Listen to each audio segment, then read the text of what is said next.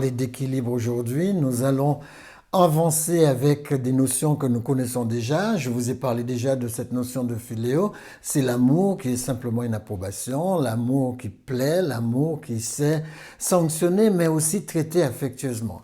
Je vous ai fait aussi une démonstration de agaparo. C'est un amour qui consiste à faire pour l'autre, à construire l'autre. Et c'est vrai qu'il se rapproche, excusez-moi, beaucoup mieux du mot ahav. Et ce mot ahav signifie donner, se donner dans la relation. Dieu a tant aimé le monde, rappelez-vous, il s'est s'approcher d'eux, faire en sorte de s'approcher dans la relation et vraiment vivre la relation et être aussi précieux. Donc ça, c'est un préambule pour vous dire que nous sommes là pour une chose, c'est construire une relation avec les autres personnes afin de pouvoir représenter Christ là où nous sommes sans chercher mon entièreté d'abord. Je ne peux pas faire ça. Je ne peux pas construire une relation avec une personne si je n'ai pas mon entièreté, c'est-à-dire ma complétude. Si vous arrivez à avoir votre complétude, vous aurez votre authenticité, vous aurez votre originel. D'accord? Donc c'est vrai que si vous commencez à avoir une relation en pensant que quelqu'un va vous compléter, vous aurez un problème. Alors, si vous essayez de construire une relation avec une autre personne sans chercher votre entièreté, d'abord, votre relation ne sera qu'une tentative de vous compléter avec la personne et vous serez en échec. Parce que personne n'a été créé pour compléter quelqu'un d'autre. Souvent, on dit ça, ma moitié, moi moitié, il faut arrêter ça. Je suis la moitié de personne, je suis complet. Si je n'entre pas complet dans un mariage et que l'autre personne entre complète dans le mariage, j'aurai deux demi-personnes et ce sera le fiasco. Alors, votre complétude ne dépend de personne sur terre, de personne. Rappelez-vous ça. La Bible, elle est formelle. Votre complétude ne dépend de personne. Dieu vous a fait dans votre entièreté, dans votre originalité, ou même votre originalité. D'accord? Alors, complétude, c'est un caractère complet d'une personne. C'est ça la complétude. Donc, vous êtes la moitié de personne, vous êtes une personne entière, vous êtes une personne complète. Alors, complète, ça signifie que vous êtes fini, vous avez une finitude. Vous êtes fabriqué totalement, rien ne vous manque. Vous avez une intégralité. C'est pourquoi on dit que vous ne pouvez pas toucher à l'intégralité d'une personne. D'accord? Vous êtes dans un achèvement. Si vous croissez comme il faut, vous êtes dans un achèvement complet. C'est comme une semence. Si la semence produit l'arbre tel que l'arbre était préconisé par cette semence, eh bien, elle est dans sa complétude, elle est dans son achèvement. Avant toute amitié, cherchez à vous compléter. Cherchez à être entier, cherchez à être intégral, cherchez à être authentique ou originel. Alors, la seule complétude qui existe vous concernant vient de Dieu. Ça, excusez-moi, c'est la vérité biblique. La seule complétude qui existe, Éphésiens 1, verset 16 à 23, cela vient de Dieu. Dieu a tout mis sous ses pieds. Dieu le Père a tout mis sous les pieds de son Fils. Il l'a donné comme chef suprême à l'Église qui est son corps, la plénitude de celui qui remplit tout en tous. Il est le seul capable de combler vos manques. Il est le seul capable de mettre les interstices qu'il faut, de faire en sorte que vous ayez tout ce qu'il vous faut pour pouvoir réussir. C'est Dieu qui est capable de faire ça, pas quelqu'un d'autre. Et Éphésiens 3, versets 14 à 21, regardez ce qu'il dit. Afin que Christ habite dans vos cœurs par la foi, afin qu'étant enraciné et fondé dans l'amour, vous puissiez comprendre, comme les autres saints, quelle est la largeur, la longueur, la profondeur et la hauteur et connaître l'amour du Christ qui surpasse toute connaissance en sorte que vous soyez remplis, regardez, remplis jusqu'à toute la plénitude de Dieu. Dieu ne veut pas quelqu'un d'autre à sa place en vous. C'est la raison pour laquelle l'apôtre Paul dit, alors, si je vis, ce n'est plus moi qui vis, c'est Christ qui vit en moi. Et c'est comme ça qu'il arrive à dire en Éphésiens 1, 8, il dit, je vous chéris de l'amour du Christ. Je ne vous chéris pas d'autre chose parce que l'amour vient de quelque part. La complétude de l'amour vient de quelque part. Vous savez, Dieu peut être tout en tous, mais personne d'autre ne peut faire ça. On ne peut pas quitter notre corps. On ne peut pas aller faire en sorte de remplir le manque de quelqu'un. Non, ça marche pas. Être rempli, c'est être émotionnellement en bonne santé, certes, parce que si vous n'avez pas une bonne santé mentale, si vous n'avez pas une bonne santé spirituelle, vous n'irez nulle part. Psychologiquement, je dois être en bonne santé, émotionnellement en bonne santé, intellectuellement en bonne santé, et enfin, physiquement en bonne santé. Il faut passer par là. Les émotions comptent. La psychologie compte, l'intellect compte, la connaissance compte, d'accord? Donc physiquement, cela compte aussi. Donc rationnellement, il faut qu'on je comprenne que la santé, c'est à la fois le fond et à la fois la forme. Je dois avoir les deux. Je ne peux pas avoir une santé physique, par exemple, et ne pas avoir la forme physique. Ça ne va pas ensemble. Les amis, la santé, c'est l'état de celui qui est sain, qui se porte bien. Une personne qui a un exercice permanent et facile pour toutes les fonctions du corps, physique, psychique et spirituelle. Donc, vous devriez pouvoir vous compléter. Si vous avez des manques, c'est la raison pour laquelle nous, quand on fait un organotest, on voit quelles sont les carences chez les personnes. Et en comblant ces carences, la personne se soigne tout seul. Alors, pourquoi être en bonne santé? Parce que si vous êtes en bonne santé, vos relations seront en bonne santé. Si vous êtes en bonne santé spirituelle, votre relation avec Dieu sera superbe. La relation avec les autres sera superbe parce que c'est le Saint-Esprit qui vous conduira. Si vous avez une bonne santé physique, vous allez développer une relation de santé avec l'autre. Les gens aujourd'hui, ils ont peur d'épouser des personnes qui vont être malades. Des personnes qui vont, s'ils soupçonnent, aujourd'hui les jeunes sont comme ça, si les jeunes soupçonnent, parce que la société est devenue tellement difficile, tellement dure, tellement défiante, elle vous défie, elle vous met au pied du mur, que personne ne veut plus s'encombrer. Alors les gens, ils vont choisir quoi? Ils vont choisir la santé, ils vont choisir de se mettre en forme eux-mêmes, et ils vont exiger que l'autre se mette aussi en forme. Pas seulement en santé, mais en forme. C'est la raison pour laquelle, regardez les gens qui vont dans les salles faire de la musculature. Il y en a de plus en plus, et c'est dans la tête de tout le monde. Parce que tout le monde veut pas seulement avoir un extérieur qui soit up-to-date, mais ils veulent aussi avoir un intérieur up-to-date. Et quand ils sont dans les salles, s'ils viennent dans les salles à faire de la musculature sans rien avoir dans le ventre, ça marche pas. Donc il faut qu'ils mangent ce qui doit aller dans le ventre afin que la musculature puisse ressortir. C'est comme ça que ça fonctionne. Les amis, pourquoi être en bonne santé? Parce que si vous êtes en bonne santé, vos relations seront en bonne santé. Je voulais simplement vous montrer ce tableau. Vous savez, ça c'est un tableau qui vient de nos organotests. Quand nous, on teste les personnes, on a un tableau comme ça à la fin. Et toutes les personnes sont étonnées, se disent, mais qu'est-ce qu'un tableau? Vous avez remarqué la honte, la culpabilité, l'apathie, le deuil, les peurs. Vous avez vu que ce sont des émotions. Alors ils se disent, mais monsieur, mais pourquoi est-ce que ça figure dans un environnement de santé? Les amis, moi, quand je regardais celui-là, je vous ai mis l'un des plus beaux que j'ai trouvé. Hein. Quasiment pas d'erreur. Quasiment pas d'erreur. J'ai eu ça, je peux le dire, j'ai eu ça d'une personne qui ne vit pas ici et j'étais vraiment scotché. Je me suis dit, ça c'est formidable. Ça c'est formidable d'avoir du vert quasiment partout comme ça. Le seul endroit où il y a un hic, c'est la honte et la culpabilité. Pourquoi? Parce que les émotions ont à voir avec la santé. Je vous l'ai déjà exprimé, mais je reviens dessus pour que vous puissiez bien comprendre. Si vous voulez être en bonne santé, vos émotions doivent être en bonne santé. Toute émotion négative, je vous ai montré ce tableau déjà. Par exemple, la personne qui est toujours dans la colère. Vous avez vu sur le tableau, il y avait la colère. La personne qui est toujours fâchée, c'est son foie qui prend. La personne qui est toujours triste. Vous savez, il y a des gens, aujourd'hui, pas aujourd'hui, cette semaine, j'étais dans un magasin, j'étais en train d'acheter, et j'ai vu une personne tellement triste. J'ai dit, madame, excusez-moi, pourquoi vous êtes aussi triste? Elle me dit, oh, je ne suis pas triste. Je suis revenu après elle, je lui ai dit, madame, excusez-moi, je veux bien vous aider, mais dites-moi, pourquoi vous êtes si triste? Elle me dit, parce que vous voyez que je suis triste. J'ai dit, madame, vous avez un visage triste, mais vraiment triste. Pourquoi je disais ça? Parce que je sais qu'elle est en train de détruire ses poumons. Moi je veux t'aider. Mais si tu mens et tu dis que tu n'es pas triste, alors tu as un visage long comme ça. Qu'est-ce que tu veux que je fasse? Moi, je suis là pour t'aider. Je suis un enfant de Dieu envoyé pour t'aider. Ça pourrait même paraître vexant, mais c'est pas vexant quand tu es adulte. Quand on te dit, madame, écoutez, vous avez beaucoup de tristesse sur le visage, je peux vous aider.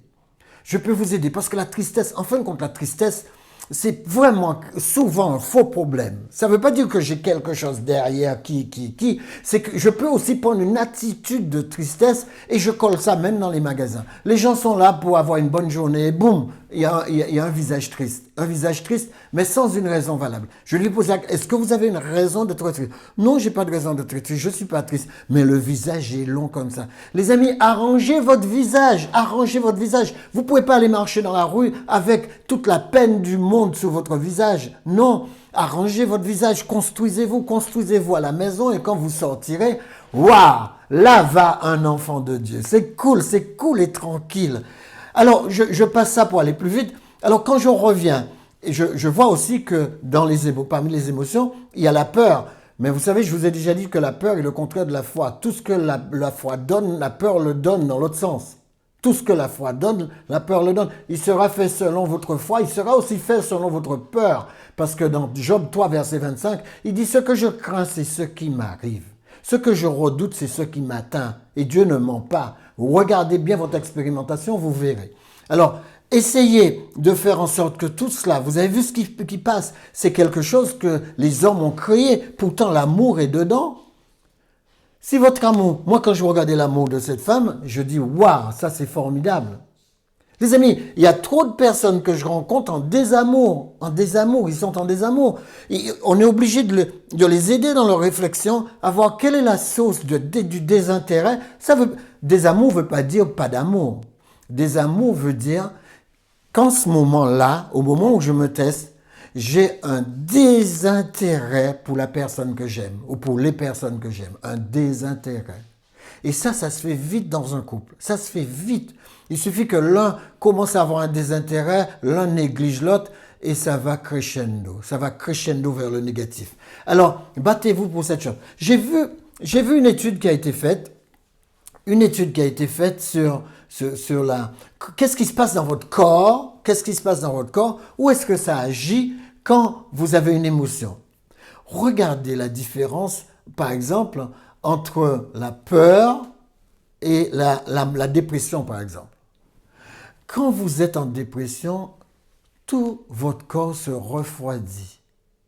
Il se refroidit, mais à des niveaux, vous avez vu les niveaux? Si vous regardez la barre qui est ici, tout ça c'est négatif. Tout ça c'est négatif. Jusqu'au bleu clair, tout ça c'est de moins en moins.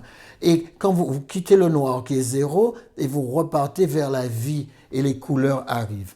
Eh bien regardez, la personne qui est anxieuse, on a l'impression que cette personne, c'est tout son corps qui chauffe. L'anxiété me démange. Vous prenez la personne qui est fâchée. Regardez la personne qui est fâchée. Il ressemble à quelque chose qui sort du feu. Tellement tout son corps prend, depuis ses jambes, mais partout. Les amis, regardez, la personne par exemple qui est content. La personne qui est content, il a ce contentement. Le bas devient équilibré et le haut s'équilibre également. La tête se met en mouvement pour pouvoir faire circuler les bonnes émotions et puis ensuite, petit à petit, tout le corps va. Parce que cette personne a un esprit de contentement. Il a un esprit de contentement.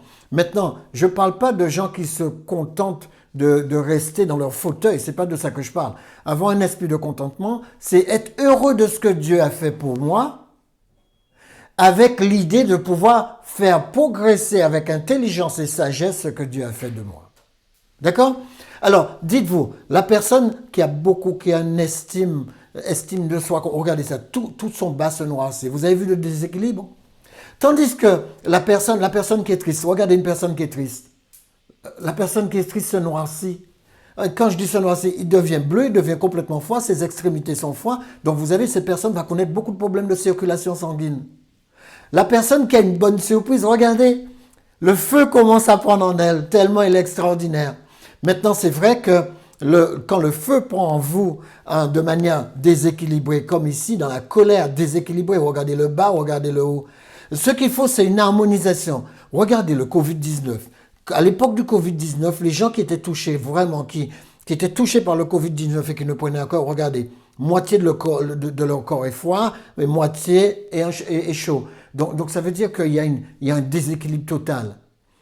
Il a peur, il n'a pas peur, en même temps il craint pas, il veut vivre, mais il y a quelque chose qui lui dit qu'il est vulnérable. Et c'est vrai que quand vous rencontrez des amis, vous voyez, votre corps reprend une toute autonomie. Quand vous êtes en vacances, vous êtes cool, vous avez la bonne couleur quand vous êtes en vacances.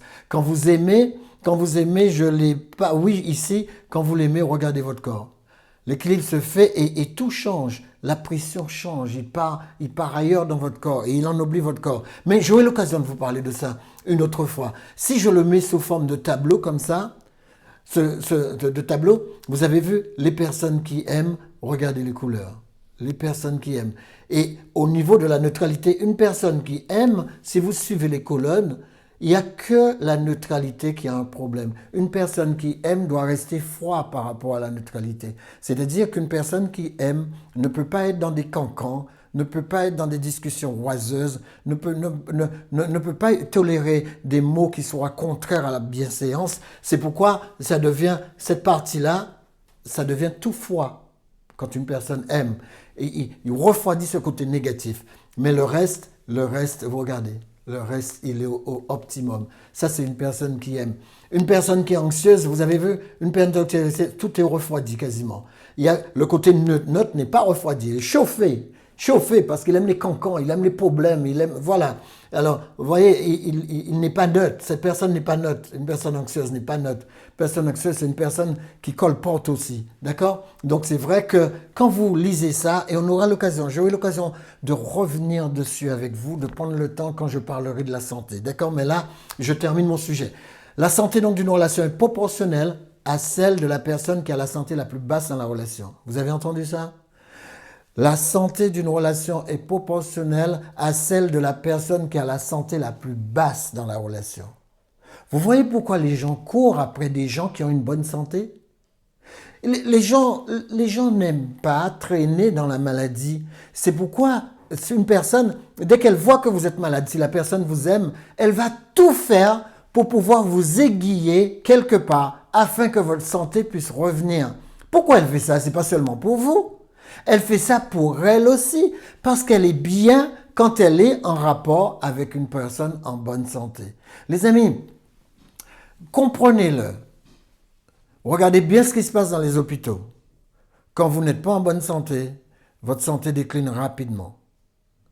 Et plus votre santé décline, quand vous êtes à l'hôpital le premier jour, les 2-3 premiers jours, vous avez plein de gens autour de vous. Quand vous êtes à l'hôpital 3 semaines plus tard, regardez ce qui se passe. Regardez ce qui se passe. Les gens vous donnent toutes sortes d'excuses pour ne pas venir. D'accord? Alors, la chose la plus importante que vous pourriez faire pour votre relation, c'est être dans une santé intégrale, optimale. Donc, battez-vous. La santé, ce n'est pas quelque chose qui nous tombe dessus. La santé est proportionnelle à ce que je vais faire entrer dans mon corps, en rapport avec ce que je vais faire entrer dans mon esprit, en rapport avec ce que je vais faire entrer dans mon intelligence. Si vous lisez des livres en mauvaise santé, des livres qui soient contraires à la santé, eh bien, intellectuellement, vous allez partir vers une disproportion et qui va toucher votre physique. D'accord? Alors, ceux qui croient qu'ils sont une moitié de quelqu'un, je reviens à cette notion-là, d'autres s'appuient toujours ceux qui croient qu'ils sont une moitié de quelqu'un d'autre vont toujours s'appuyer sur quelqu'un pour vivre. Et ils finiront par être pénibles à vivre. On ne s'appuie pas sur les autres pour vivre. C'est quand vous êtes bien que les autres viennent vers vous. Les gens ne sont pas attirés par des gens qui sont nuisibles, entre guillemets. Entre guillemets, je dis. Quand je dis nuisibles, c'est-à-dire des gens qui nuisent à leur bonheur, qui nuisent à leur développement, qui nuisent à leur joie. Parce qu'il y a des gens, ils sont passés spécialistes à détruire votre joie. Spécialistes. Si vous êtes heureux, il y a quelque chose qui ne va pas chez eux. Il faut qu'ils vous rendent malheureux et ils sont heureux d'essayer de vous consoler après. Il faut éviter ça. Il faut vraiment éviter de faire ça. Les amis, les gens qui vivent en dépendant des autres sont pénibles car ils perdent leur identité et ils ne sont plus que quelqu'un par rapport à l'autre. Il ne faut pas être quelqu'un par rapport à l'autre. Il faut être quelqu'un par rapport à vous-même. Et si vous êtes quelqu'un et que quelqu'un rencontre quelqu'un, eh bien quand quelqu'un rencontre quelqu'un, la personne qui rencontre quelqu'un est quelqu'un. Les amis, essayez de vous battre pour être entièrement vous. Alors, je pose la question, mais j'essaie de donner la réponse. Comment faire pour être entièrement vous? Premièrement, trouvez votre signification profonde, c'est-à-dire le sens profond de votre identité. Moi, j'ai trouvé le mien depuis des années. Je suis un enfant de Dieu. Jean 1, verset 12. Jérémie 31, verset 3. Ce que je serai plus tard n'a pas encore été manifesté, mais pour l'instant, je suis un enfant de Dieu. Je suis un représentant des cieux. Je suis un citoyen de là-bas. Et c'est ce que Dieu me dit. Quand je dis que ton règne vienne, je veux ramener ce qui se passe là-bas, ici, pour aider à coloniser la terre. Parce que si on arrive à coloniser la terre avec les bons principes qui viennent de l'autre côté, eh bien, qu'est-ce qui va se passer? On aura des gens extraordinaires autour de nous parce qu'ils auront une hyper éducation. Les amis, donc je suis un enfant bien-aimé de Dieu. Alors, deuxièmement, ayez une authenticité inébranlable. Ne soyez pas ça aujourd'hui et ça demain, ça ne marche pas. Si vous êtes plus aujourd'hui, restez plus. Ne faites pas un coup plus, un coup moins. Soyez qui vous êtes. Ne laissez pas les autres vous influencer. Matthieu 5, 37, que votre parole soit oui. Ce qu'on y ajoute vient du malin. Il y a trop de personnes qui vous disent « Ah, je vais passer te voir, je vais venir régler ce que j'ai à te régler » et qui ne passent jamais. Les amis, leur oui n'est pas un oui. Regardez celui-là. Avant toute chose, mes frères, ne jurez ni par le ciel, ni par la terre, ni par aucun autre serment, mais que votre oui soit oui. J'ai pas besoin de faire des serments sur la tête de celui-là, sur la tête de celui-là. La Bible dit de ne pas faire ça. La Bible dit si tu es un homme, si tu es une femme, si tu es un être humain selon le cœur de Dieu, quand tu dis oui, tu as dit oui. Et si jamais tu n'as pas complété ton oui, c'est-à-dire si tu as dit à quelqu'un oui, je vais passer tel jour et que tu n'es pas passé, bats-toi pour t'excuser. Je suis arrivé à un rendez-vous, j'étais aux Antilles, je suis arrivé au rendez-vous et juste avant d'arriver au rendez-vous, sur la route, j'ai vu que j'allais avoir 5 minutes de retard. J'ai envoyé un SMS rapidement, je me suis arrêté, j'ai envoyé un SMS et j'ai dit à la personne « Excusez-moi, j'aurai 5 minutes de retard ». Et ensuite, bon, elle m'a dit d'accord. Et puis j'ai repris la route et puis je suis arrivé. Effectivement, j'avais 5 minutes de retard. Quand j'ai commencé l'intervention, elle me dit, attends, Lambert, t'as fait quoi là? Tu m'as envoyé un SMS pour me dire que tu auras 5 minutes de retard. C'est quoi 5 minutes? Je l'ai regardé et puis je lui ai dit, ah mais c'est normal, même si j'ai 5 minutes de retard, j'ai 5 minutes. Elle me dit, mais personne ne fait ça. Personne ne fait ça. J'ai dit, mais attendez, je sais que je vais être 5 minutes en retard. Il vaut mieux que je prévienne et que cette personne prenne ses dispositions par rapport à ces 5 minutes. Parce que pour moi, chaque minute compte. Donc, il est clair que nous devons être comme ça. Faire en sorte de revenir à notre authenticité et le rendre inébranlable. Quand je donne une parole, je suis ma parole. Quand je ne tiens pas parole, je suis une personne qui ne tient pas parole. Je suis exactement la réalité du contraire de ce que j'ai exprimé. Donc, je n'ai pas tenu parole. Les amis, la plus grande maladie des personnes en mauvaise santé émotionnelle, c'est la maladie de plaire. Les gens qui aiment plaire tout le temps, plaire tout le temps, plaire tout le temps, ils sont malades de plaire. J'ai pas besoin de plaire aux autres. J'ai pas besoin de plaire aux autres. J'ai besoin de plaire à mon Dieu. C'est ce que la Bible dit. Nous avons été faits pour le plaisir de Dieu. Nous n'avons pas été faits pour le plaisir des autres. Bien sûr, vous allez me dire, c'est dangereux, Lambert, de dire ça, parce que même si la Bible le dit, c'est dangereux de le dire. Oui, parce que dans certains cas, certaines personnes l'utilisent mal. Il y a des personnes qui disent, je peux faire ce que je veux, je m'en fiche, mais l'essentiel, c'est que je fasse ce que je veux et que ça plaise ou que ça plaise pas aux autres. Non. On peut, de toute bonne chose, on peut faire une mauvaise interprétation et avec une mauvaise intention. Je ne parle pas de gens tordus. Vous avez vu, Judas, il était tordu dans le jardin d'Éden, il a fini par se pendre. Quand on est tordu, les gens finissent de toute manière à comprendre que vous êtes tordu et les personnes s'éloignent de vous. Alors là maintenant, vous allez dire, eh bien je ne plais à personne et tant pis si je plais à personne. Mais posez-vous la question, si vous plaisez à personne, c'est qu'il y a quelque chose qui ne va pas chez vous. Je ne parle pas de spécificité, parce qu'il y a des gens qui ont leur spécificité. Il y a des gens qui aiment des trucs bizarres. C'est pas de ça que je parle. Je parle d'une personne intégrale, une personne qui soit comme, qui vit comme, excusez-moi, qui vit comme Dieu a voulu que nous vivions. Les amis, vous aurez des ennemis, deux, trois personnes qui sont complètement, qui ont perdu le sens. Mais la plupart des gens vont vous apprécier. Moi, la plupart des personnes qui me rencontrent, quand ils ont passé 5-10 minutes avec moi, ils me font des éloges. Il y a une dame qui m'a dit, quand c'était jeudi, une dame m'a dit, mais vous savez, on n'en fabrique pas des comme vous. Mais c'est ce que je voudrais, c'est qu'on puisse fabriquer des enfants qui aient leur intégrité pour eux, des enfants qui aient leur authenticité, afin que quand ils deviennent des adultes, notre société soit une société où les gens ne trichent pas. J'ai entendu une personne qui me disait hier, elle disait, Lambert, j'ai travaillé que dans les mairies. Elle me dit, je suis catastrophée du nombre de vols, de gens malhonnêtes, etc. que je rencontre. Elle prend conscience de ça. Elle me dit, j'ai envie de sortir de cette ambiance. J'ai envie d'avoir ma retraite. Voilà une personne qui court après sa retraite pour échapper à quelque chose qui est nocif pour elle. Le fait que dans cette société, elle rencontre trop de personnes qui sont négatives. Et quand je dis négatif, des personnes qui n'obéissent pas au commandement de Dieu. Des personnes qui volent, mais qui volent à tous les étages. Des personnes qui volent, ils volent un timbre, ils volent une lettre, ils volent n'importe quoi. Vous laissez n'importe quoi sans surveillance, ils le volent.